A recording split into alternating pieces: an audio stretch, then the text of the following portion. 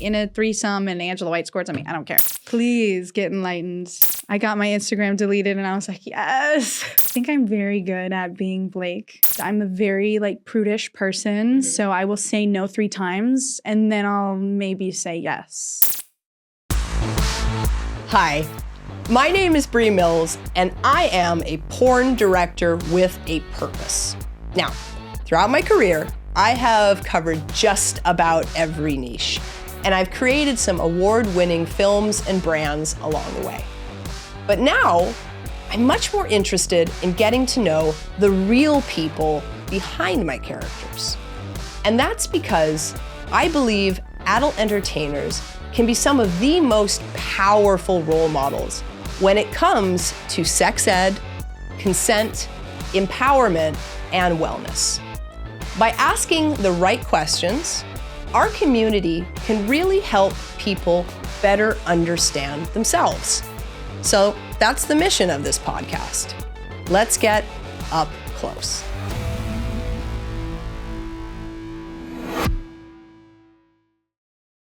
All right, Blake Blossom. We've been talking conspiracy theories behind the scenes, and now we are rolling. I think we should just keep rolling. We were talking about cutting off the internet tomorrow. Yes, I have a personal fantasy of all of specifically adult stuff being wiped from the internet, but within certain categories, leaving some of the internet there. But yeah, just deleting it all, just starting from scratch.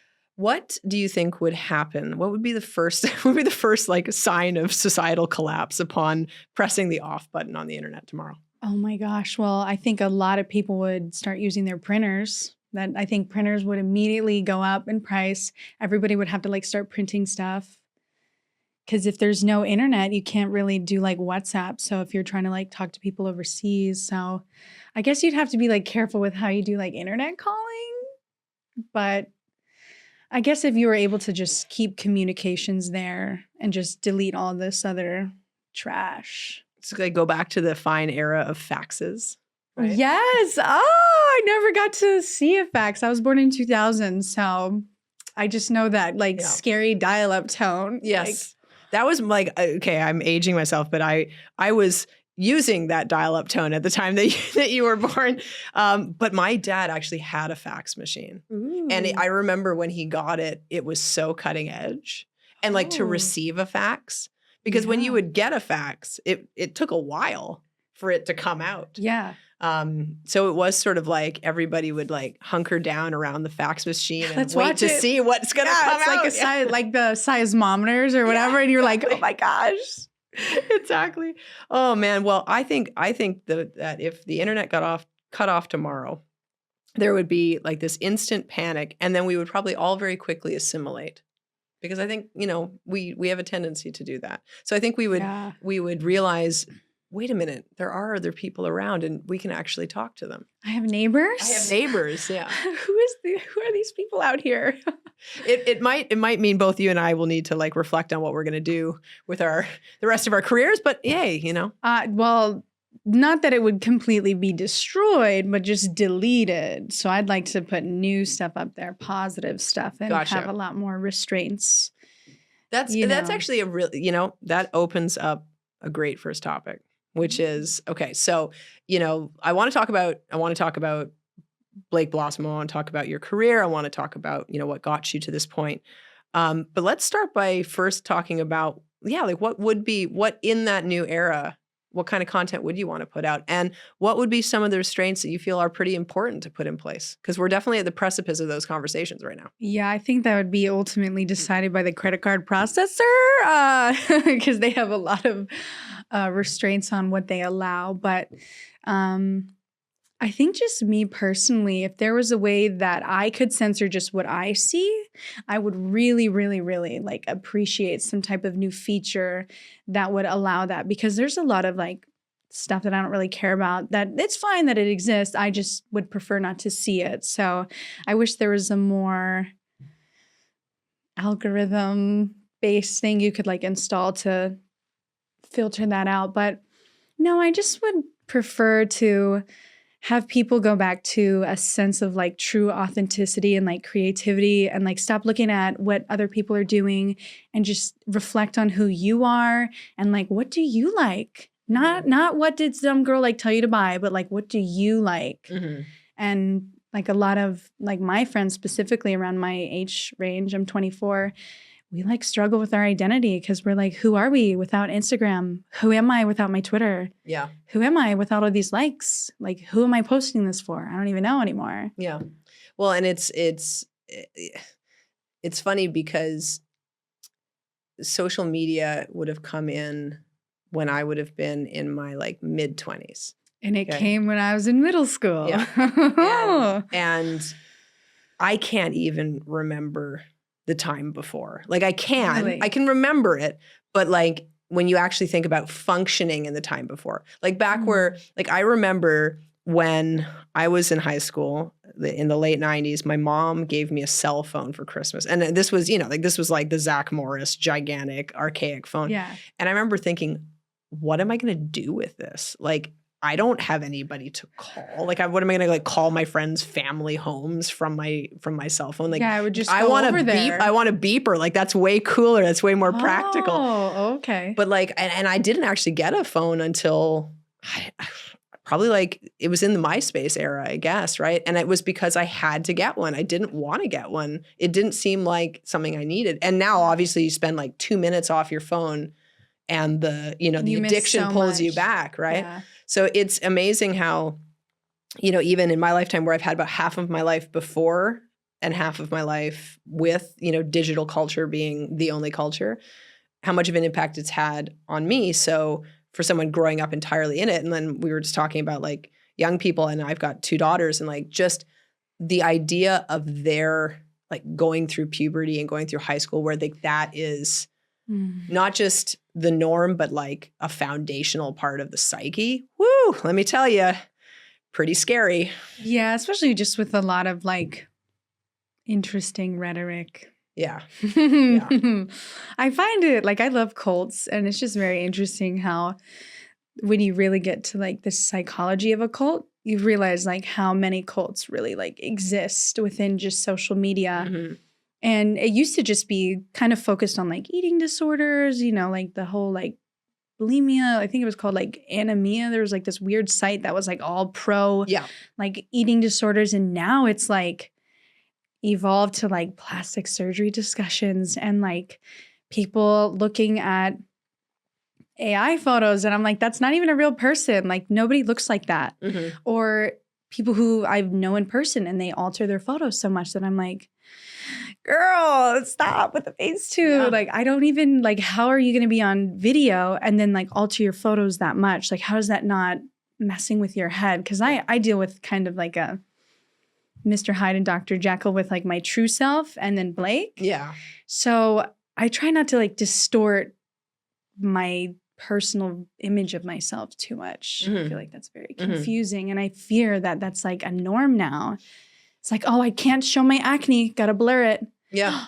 My lashes, they're a little off. Let me edit this. Like, who cares? Yeah. Who cares? Well, and you like you become so distorted, or you have the ability and the convenience of basically making yourself look however you want, that pretty soon down the line, how you present yourself, it could be completely detached from how you actually look, right? 50% of the girls in porn. Yeah. No offense, guys. No offense, but I really I wish there was more of like a wave of like self-acceptance and just like, especially with like being like in porn and you're like, oh, I have to be this like glamorous model. And then I also have to be like so sexual all the time. You feel so pressurized.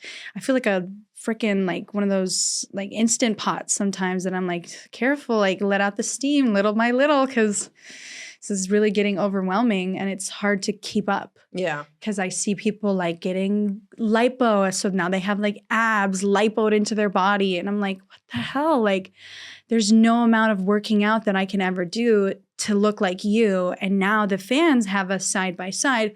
Well, and then they're circling in, they're zooming in, and it's a very interesting subset of I don't know if it's all men, but just people that just hyper focus on just small imperfections on porn girls. Yeah. Well, and it's, you know, I know my wife was in the industry for a good number of years, and you know, like there was a lot of she does runs her own platforms now and stuff, but there was a lot of unpacking upon leaving the industry, just personal unpacking because of exactly that, like the sort of like being held to this feeling like you need to hold yourself to this increasingly unattainable standard, and kind of losing what is the kind of the most beautiful about people, which are in a sense their uniquenesses or their imperfections, or so bringing a sense of humanizing the people that are putting themselves out there, and then also like being authentic and it being okay that being a human is actually what is the most attractive part, right? You'd think. Yeah. So Blake Blossom, how do we get back to that? Or maybe we've never been there. So how do we get to that? Because I feel that that mission resonates with me. Part of my inspiration for doing this podcast is just because I want to talk.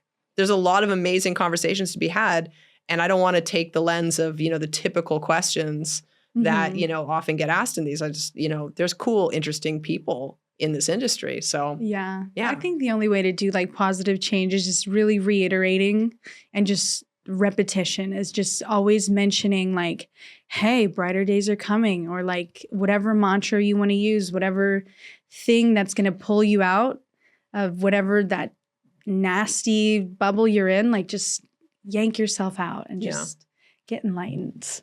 Please get enlightened. Just, I got my Instagram deleted and I was like, yes. Like, secret hallelujah. Thank you. Thank you. I don't have to like, because I get really stressed out because I'm like, oh my gosh, I haven't posted. Oh my gosh, I feel like I have to like do my hair. Oh my gosh, I have to like have a good background. If I don't have like a good background, like I can't take a picture. And it just drives this like the anxiety train just like around and around and around in my head, and gotta slow that train down. No. So what tell us a little bit about your journey. So how did you get into the industry, and what are some of the big lessons you've learned along the way beyond slowing the train down and the importance of authenticity? Well, I will say my personal view of the industry has changed within the last 9 months. I think I just held myself to a very high standard, and I try to always like elevate the game, and I've always wanted to be somebody that is important in whatever I do. I always want to be the best at whatever I choose. So I guess it was very interesting for me to go into doing porn because I'm not very open to some things. I had a lot of like lesbian feelings in high school that I didn't really know how to deal with. So I was very like combative with girls.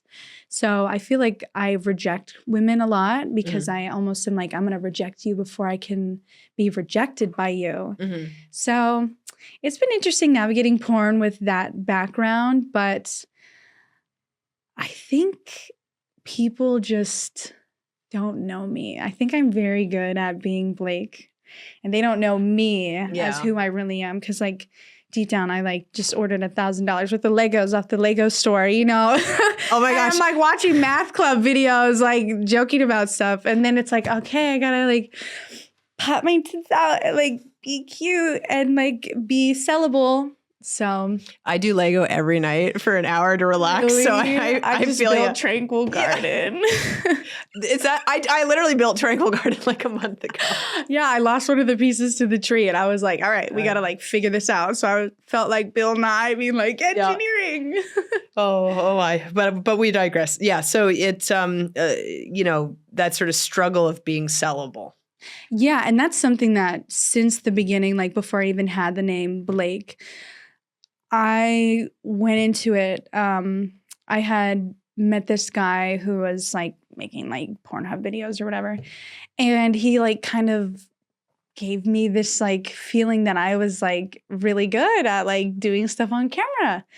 And I was like, oh, okay, like, thank you. And okay, yeah, you did such a good job. Like I've never seen anybody like look at the camera like that when they're doing this to me. And I was like, Wow, okay. And I felt like he was like slowly planting the seed because then he introduced me to my first agent. But me, like I'm very diligent and I'm very protective of myself. So I literally said, okay, well, I want to meet up with you like every day until I run out of questions. So I met up with him 3 days in a row, asked him every question I could think of, like what happens if this happens, and who is this person, and what is this company, and what's AVN, and how can I win awards, and how do I get on all these DVD covers.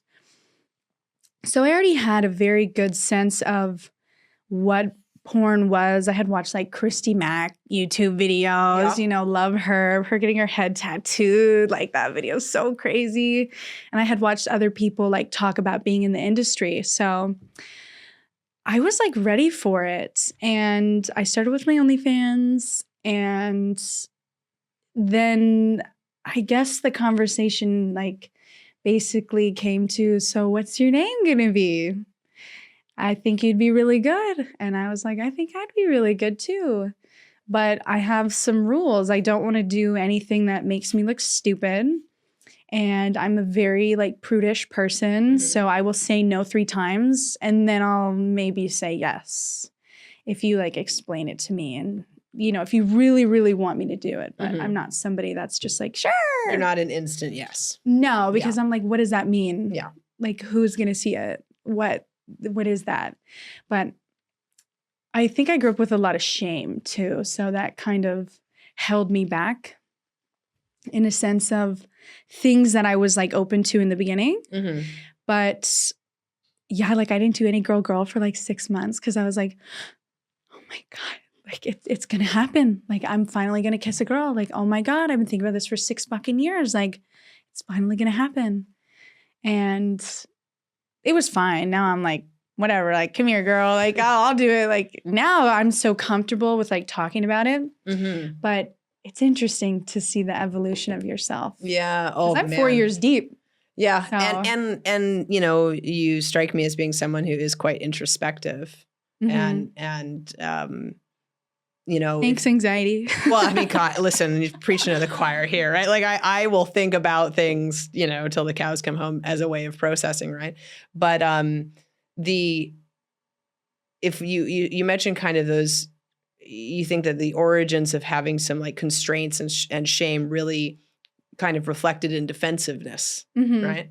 It's just like one of those things of just like realization, and you're like, you know what? I'm fine with everybody seeing this, but like for me, like I will never be pissed on by like anybody. It's just squirt. Yeah, that's completely different if we're like in a threesome and Angela White squirts on me. I don't care. Yeah. But like, will you see a man piss on me? No, that's not me. Yeah. That's not me in the video. Yeah. So it's just hard because it's like, oh, my friends love doing that. Oh, well, then I get paid an extra whatever for doing that. And I do anal and I do gangbangs and I do this. And I was just telling my boyfriend about this the other day because sometimes I have interesting beef with people and it's for stupid reasons. And he's like, why don't you like her? And I'm like, if you were there and you like heard what she said. But I think one thing that's really stuck with me, that one girl said that, because I won Best New Starlett, and that's something that I hold very dear to my heart. It's something that I take a lot of pride in. Everyone at AVN knows that I literally won't shut up about it. So this girl was saying like, yeah. And I think she forgot that I won Best New Starlet, but she was like, oh yeah, to win the awards, you have to do everything. If you're not doing anal, if you're not doing gangbangs, if you're not getting pissed on, then you're not even a porn star. And I was like, oh really? Okay, that's so sweet of you to say, girl. Yeah. Yeah. Like I literally felt like I wanted to just bite into a fucking lemon. But that comment still like rings in my head all the time because I'm like, did I like fuck up in the beginning? Like, would I be bigger now if I like didn't have that shame of doing girl? Like, what if I had done girl right away? Like, would I have met certain people at different times? It's like taking left path versus right path. And then it's down the drain, right? But I think there's a distinction between like, I mean, if I think in the case of feeling attraction to other women and like trying to figure out how to navigate that and having the instincts to be defensive, that's one thing. having strong convictions on what you're comfortable doing and not comfortable doing is a totally different thing. I will say, okay, so obviously this is the first time that we have met. I know that we've worked with you at Adult Time on another projects. You've worked with like us for Wicked on projects.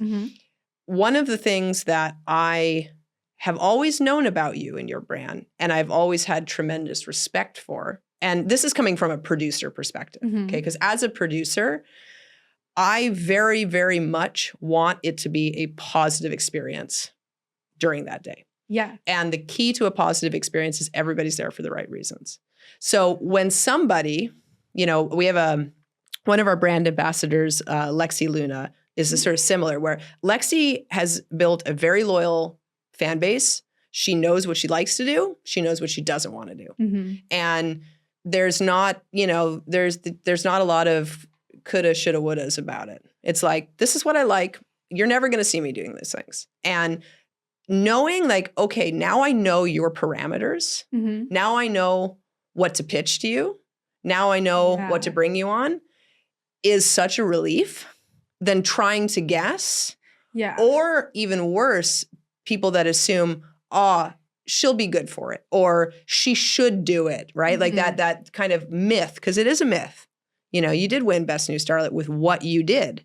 It had nothing to do with what you didn't do. It had everything to do with what you did. And so I actually think that example that you've set in just always being true to what you like, is, I wish there was more of that. And I wish that we could, as an industry, and speaking about like, what would we do differently? Advocating, I want to get a whole one-pager from you. What do you like? What do you don't like? Who's on the absolute yes list? Because I'm going to always try to cast off of that. Who's on the, I haven't worked with them, but I'd love to try them. And who's on that no list? And those parameters for me as a producer are like a godsend.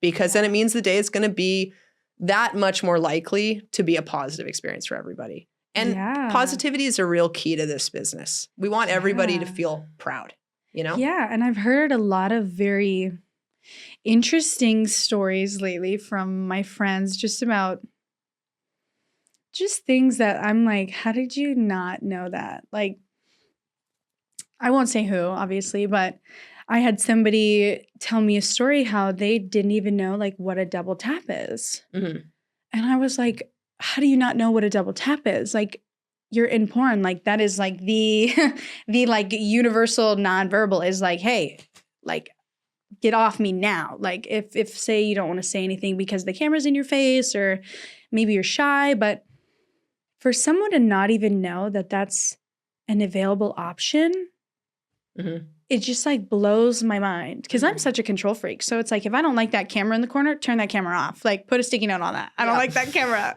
Is that Google Home on? Unplug that shit. I don't want it listening to me. Like I'm very controlling of my environment because I know if I walk out of a set and feel like A, I didn't do a good job, or B, like any negative vibe about it, I'm not going to want to promote it. I'm not going to want to talk about it. And that crew probably had a really bad day. Because I'm not somebody who can hide my emotions.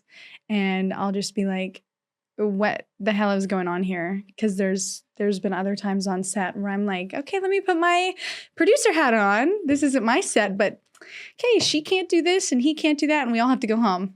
Like, I'm sorry. Like, it's very interesting being a talent and having to be put in different positions that you like don't want to be in. So that's one thing that really like freaks me out, that like people don't even know that you can say cut at any time. Like, but then I understand people don't want to be dramatic or get the reputation of like, oh, she's so hard to work with. Like, we know the people that are like,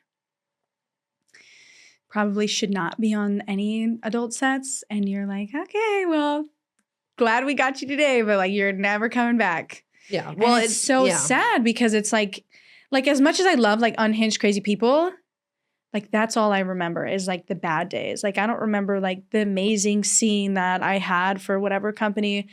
I remember those days of like people yelling at me, you don't know how to fucking suck dick. And I'm like on the ground crying. Like I will always remember that. I will never forgive that guy ever. Well, and so, okay, so this is a subject that is really dear to me because I've been in the industry for 15 years. Mm-hmm. And I was, when I came into the industry, especially because I started in the web marketing side of it. And then I moved into production. And I was so naive when I came into production, like just like had never really seen, I think like I saw my first real penises like in a porn set. I mean, like, Really? apart from maybe a sibling or something at some point in passing, like no, I mean, but like I had not, it was an education. And I still don't understand them, but I respect when they work. I mean, that much. But it was also too, like I was so intimidated to go up to actors during sex because I figured like I'm here and I can talk about acting. So that's my passion. Like I love working with actors and I love working on stories that have, really like rich, deep, actors and performances and stuff. That's always been my jam. So when I started, I was like, well, that's the area I'm going to focus on. And you all are like professionals and you know what you're doing. And I was very intimidated to talk to the performers about sex. Now I look at that now and I realize, one, how naive I was, and two, how the most important responsibility I have as somebody behind the scenes is to check in with those performers, is to make sure that they're set up for success, is to make sure that they're doing everything they want and nothing that they aren't. And, that it doesn't matter what we make, it's how we cultivate that experience behind the scenes that is the most important thing. And for me, it starts with like, you mentioned like, how does that person not know the double tap?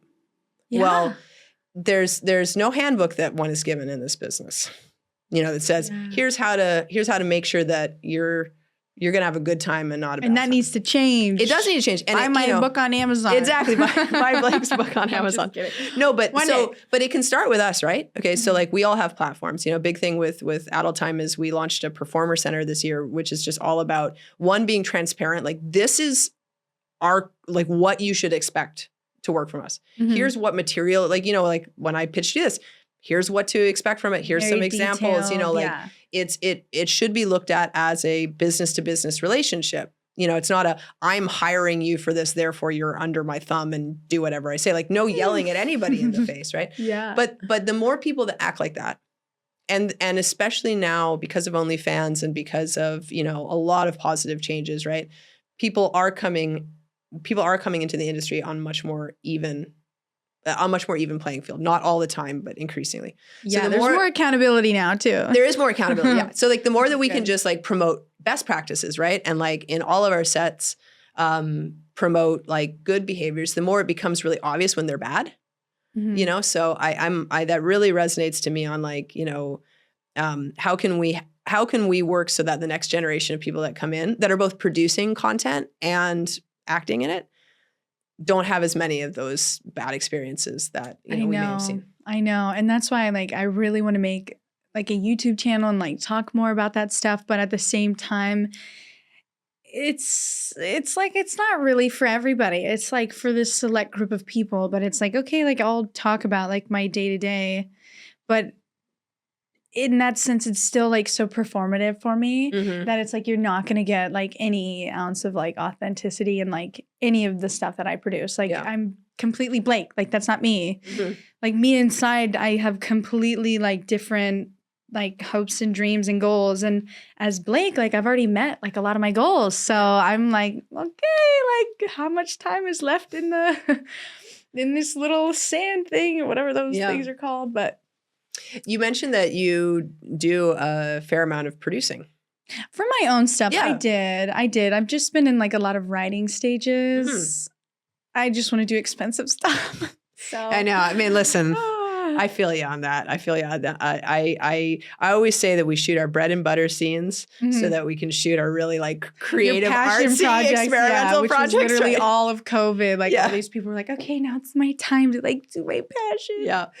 But what do you like about producing? Well, I think I have a very like I think a lot of porn is like very just for like a specific audience, men, and like some of us just don't want to watch that stuff. So I've been trying to come up with like, how can I like fuck people in like a different way? Like I really like doing a lot of psychological stuff. I do a lot of like my own ad-libbing and stuff too. So a lot of my, especially my VR scenes are completely just like ad-libbed. Like it's kind of just like, okay, give me a start and give me a finish and we'll get there. Mm-hmm.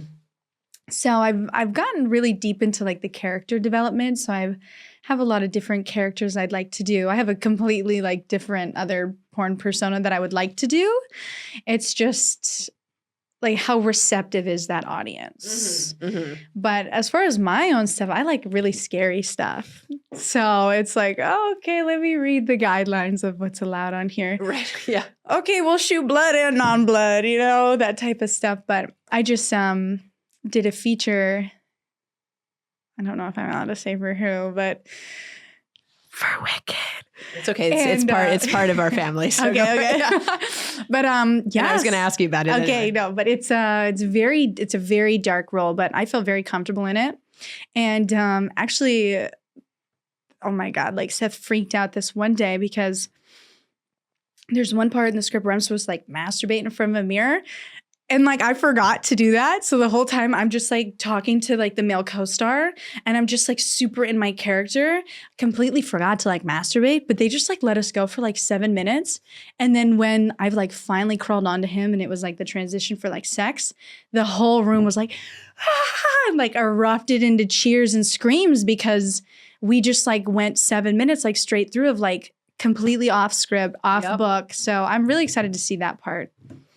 But yeah, it's not for everybody. Like I have knives and guns and like I have short hair. Like it's not like Blossom. Like, oh my God, I'm stupid. Like, you know. Well, you know, I have found that when you go in a direction that isn't the stereotypical direction, but you're doing something different, there are so many people that actually do really want a good story.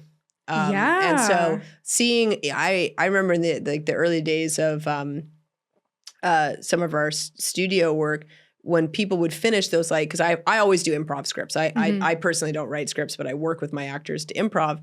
And there's nothing more satisfying than seeing like a 10-minute long, one take ad lib fight sequence, and then everybody cheersing at the end of it because it is such an accomplishment. And you're like, where the camera's going? Yeah, it's like, did you get it? All right, good. Yeah.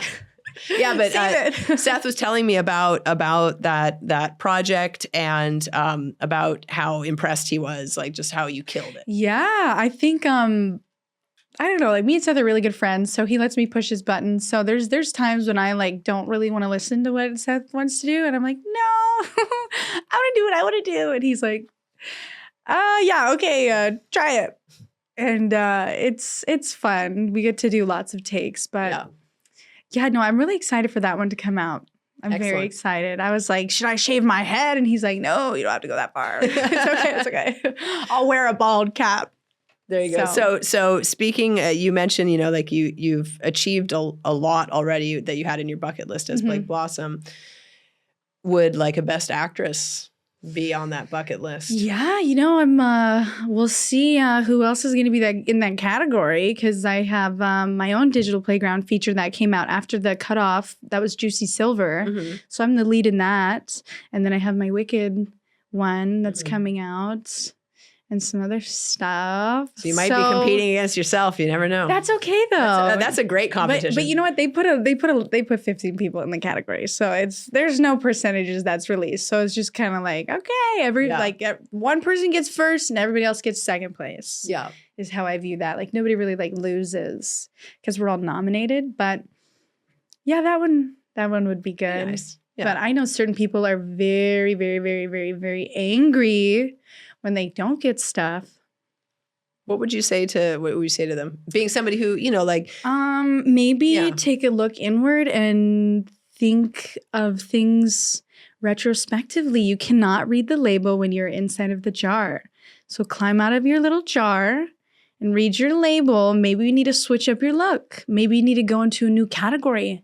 Maybe don't get boxed in by MILF. I hate when like people are boxed in by like just that word. I'm like, you can be so much more. You don't have to always be like MILF, MILF, MILF. You can be all these other things. So yeah. Plus the MILF age range is just expanding anyway. So technically we're all, you're a MILF at this point. I'm a GILF, you know, like it's all. I think that's actually one of my rapid fire questions. Oh, okay. Yeah. Sally. So transitioning to another I love her. So I know that you are in a relationship with another performer in the industry. Yes, I am. To some of our viewers and listeners, they, you know, maybe share a little bit about just what that experience has been like.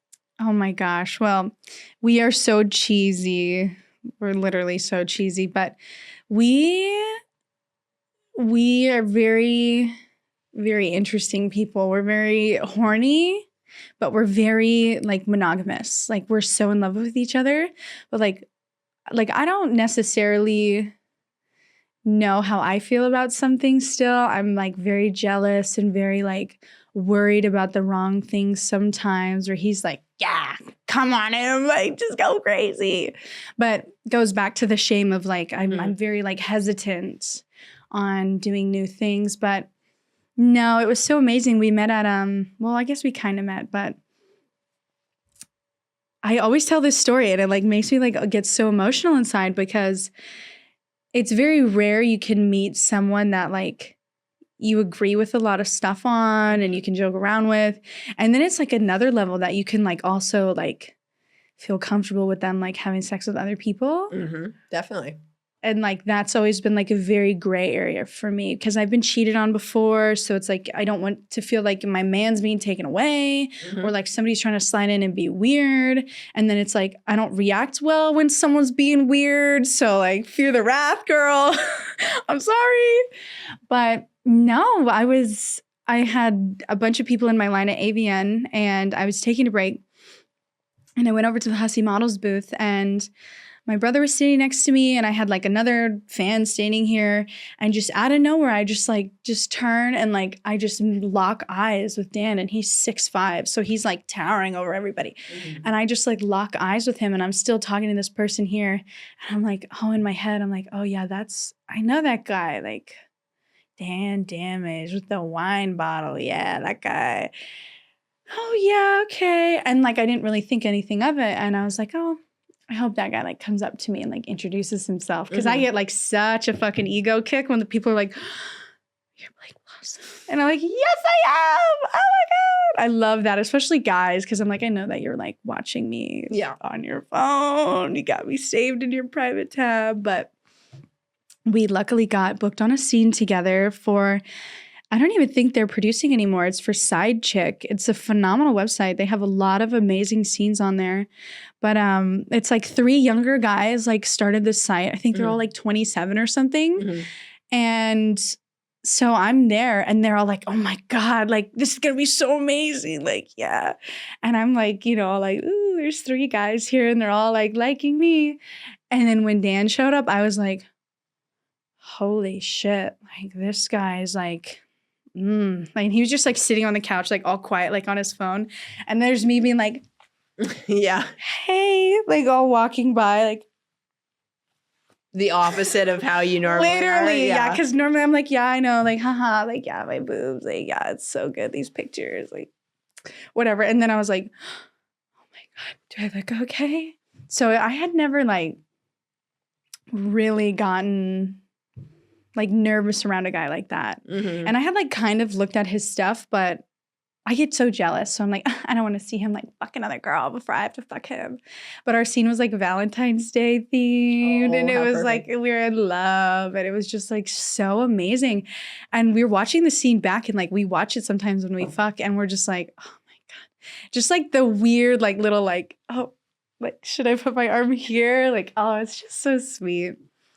But was it like an instant, like when you actually, you know, both connected, not just physically, obviously, but like just that day and actually started talking? Did you feel it like an instant connection? Yeah, I was like, oh my God, so you like want to go out to dinner? And he's like, I think I'm just going to go to Chipotle. And I was like, no, I just had hibachi, and I was telling him the story about hibachi in LA, and he just like looks at me and he's like, sure, like I'll go to some sushi restaurant. But I was just so interested to like get to know him, and he was so handsome, and I was just like, you're so shy, and you're just like you're not like trying to like be inside of me like 24/7. Yeah. I'm like, why? Everybody else like always wants to fuck me like crazy, and you're like so reserved and shy. But that was on a Wednesday. And then Friday, we were both in LA, and I was like, oh, I have to go to Florida tomorrow. Like, oh, I'm not going to be able to see you. And he's like, yeah, my scene it doesn't end till like 8:30. And I was like, light bulb. Do you want to have a sleepover? And so I invited him over to my hotel. And it's so funny because we just stayed at that hotel last night. Yeah. And we had stayed in that room again, which was crazy. And yeah, I remember like going down to like the parking garage and just like my heart pounding and being like, oh my God, like, because like even though I do porn, like I don't bring guys like over to my house. Yeah. Like I wasn't really like looking for hookups. So it was like so crazy that I was like going downstairs and like bringing this guy up to my hotel room. Yeah. And I'm in LA. And this guy's like this giant tan 6'5" guy with this huge dick, and he just fucked me 2 days ago. I was like, oh my God. But no, I definitely was like, I gotta lock this man down. And so you have. Yes. What's your favorite thing about Dan? You know, lately, his understanding. I've gone through my own like personal struggles lately. And no matter how crazy I get, no matter how loud I yell, no matter how, crazy things get, he just always like looks at me and is like, I just love you. Mm-hmm. I just want you to know that like no matter what happens, like I love you. And like you can say whatever, you can feel whatever, but like just know that I am always like going to be here for you. Mm-hmm. And I had never like had a guy like really like get to my level and like look me in my eyes and like say that to me. And I really feel it from him. That's another thing is like he doesn't lie to me at all. So well, and even though he should sometimes, little white lies. Well, but. if I think back to, how we started this conversation about, kind of your experience getting into the industry and what you've learned, that sounds like the perfect partner, the perfect balance to help you with that introspection and keeping you grounded and keeping you real to that. I was so lucky. Self. Yeah. So lucky because there's a lot of guys in porn, but I don't know what it is. I just find something about them that I'm like, no. Yeah. I don't like you. Yeah. Thank you for today. You're not on my no list, but like I don't want to hang out with you after this. Yeah. But it's one of those things of being in porn, especially when you're really friendly like me and like I'll sit and ask somebody like, so like what's your life? Like tell me about yourself. Oh, like what's that scar? I'm just inquisitive about like the person. Mm-hmm. I want them to feel connected to me. And, there's that Maya Angelou quote, people aren't going to remember what you say to them. They're going to remember how you made them feel. Mm-hmm. And that's so big on a porn set. Because like if I make somebody feel like less than and I try to like show them up, that's fucked up. That girl's going to like lose confidence. Remember that. Yeah. Be like, oh yeah, fucking Blake. Yeah, she ripped the dick out of my hand and she was just trying to be a camera hawk. I never, ever, ever want that. Mm-hmm. But I think that also just comes from me caring a lot about like the scene itself. Mm-hmm. I think my mindset, like I don't do any escorting and I don't do any sugar daddy work. I don't do any outside stuff. So I'm literally like, how's my like arm look in this angle from this like camera position? Like my brain is so wired to think about like porn scenes and like making equal time and like especially doing threesomes. Like I try to not be picky, but I'm like, just like point your toe. Just point your toe. Yeah, girl, like push up. Because I want them to just also be like, not that they're not at my level, but it's just like, I feel like I'm so hyper vigilant about like every single aspect of a scene. Yeah. But I've never worked for you. You'd be like, Blake, chill out. No, listen, I would be so like, many questions. I was going to say that's a perfect segue into my last question for you, which is, so I love working with performers on collaborative projects. So like a lot of performers over the years are now like directors for us and, have grown because we work well creatively and they've got the talent and off they go. But for me, like the coolest stuff to do is to help bring someone's vision to life. Yeah. You know, that is the best. Like that's the drug right there, right? That's the thing that's missing nowadays is a real vision, like a real aesthetic. Yeah. Something fun. So if I was going to say, you know, Blake Blossom, we're going to work on a collaborative project, what project would you want to work on? Well, I like very outrageous stuff, so I don't think I could top that picture of Leanna, though. Oh my gosh. That food. Listen. Yeah, Leanna, you got that award, babe. No, but listen, I know that I think you did do. I've done two Futanari but you've never done a Fuda World scene, which is next level, which is what we're doing with Hollywood grade prosthetic application. Yeah, no, I literally said, Leanna's pregnant. And then I went, what? There was a lot happening in that story. No, I literally was like, gee. So I love stuff like that. Like, okay, cool. Good to know. And Leanna's somebody that I would like not think would be like cool with that. She would, you know, she always reminds me of just such a sweet girl. So like to see her be pregnant is just like, what the hell? So Blake, I have to tell you, and I listen, Leanna's a brand ambassador with us. I know. We love Leanna. Today we just dropped the second episode of her collab series. Really? Intimately POV, which is all about, creating like really authentic POV role plays that are meant to kind of like heal and like make the viewer feel like very loved and very, very akin to like. She's the perfect person for that. Yeah. And they're doing really well and it's really beautiful. But so like anybody, I always pitch projects and I always, here's as much information as I can give you. If that's for you, awesome. If not, absolutely awesome as well. And so, I told her about the live action Futanari series. And for anyone who doesn't know what Futanari is, it's popular in like hentai and anime. Yes, it's it was basically originally animated. Originally, first, yes. Yeah. And we've got a bunch of very popular animated Futa content on Adult Time, but it's sort of fantasy women that have both cis female and cis male genitalia. So both a penis, a gigantic penis, and a vagina, both fully functional in this fantasy world. So I need to text her to be like, can I borrow that? No, listen. Like I'm not joking. The person that is making our prosthetics makes all of like the Hollywood dicks, and it's a secret recipe, but you can fully have sex. You can fully have sex with them, and it's next level Futanari. Oh my God. So if you're in or curious about it, it is next level. But so I text Leanna and I'm like, would you be interested in this? And she really likes like anime and gaming and stuff. She's like, yeah, I would totally do this. And I'm like, okay, extra caveat. Involves having a pregnancy belly. and would you be okay with that? She's like, yeah, I'd be down for that. And I'm like, an additional caveat. There's a shot where some like eggs are inserted in you at the end in this sort of like CGI sequence we're doing, and then they're going to come out with like a whole lot of goo. Are you okay with that? I don't want to assume. I never want to assume. Yeah. That she's like, read the requirements. Yeah. Like this is a shot in this. So you let me know if you're not okay with it, we will not do it. And she's that's like, the tip of the iceberg for me and the shit I write. I'm like, just wait till you get into my little black notebook. Okay, good. It's fever dream. There could be an amazing collab ahead for us. But she said, she's like, I've never tried that, but I've always wanted to. Sign me up. And I'm like, okay, Leah, we will take care of you that day. But yeah, so Fuda World, if you're ever interested in that, we shoot one a month and it's an extravaganza. Our next one is called Dick's Diner and we're shooting it next week. And you can just imagine what's happening. But yeah, so your dream scene would be beyond Fuda.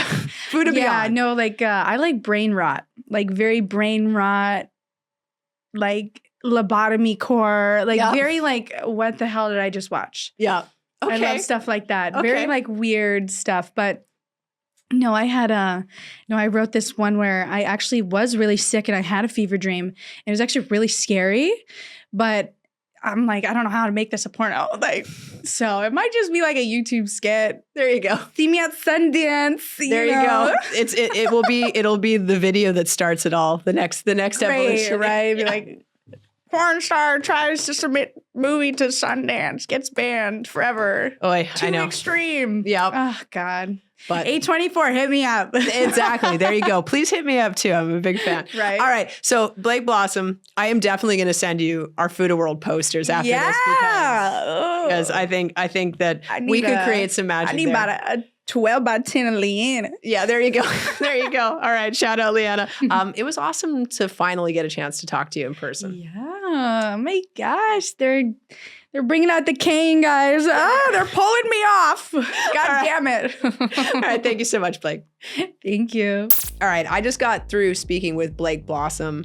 It was the first time that Blake and I have ever met in person. I mean, I've cast her in a bunch of projects and obviously knew about her. But man, she is not only like beautiful and talented and amazing and carries herself with such poise, but she's also got some really interesting tastes when it comes to her own dream content, all right? So if you're curious about Brainrot or lobotomy core or crazy over-the-top live-action Futanari scenes, you and Blake are gonna get along.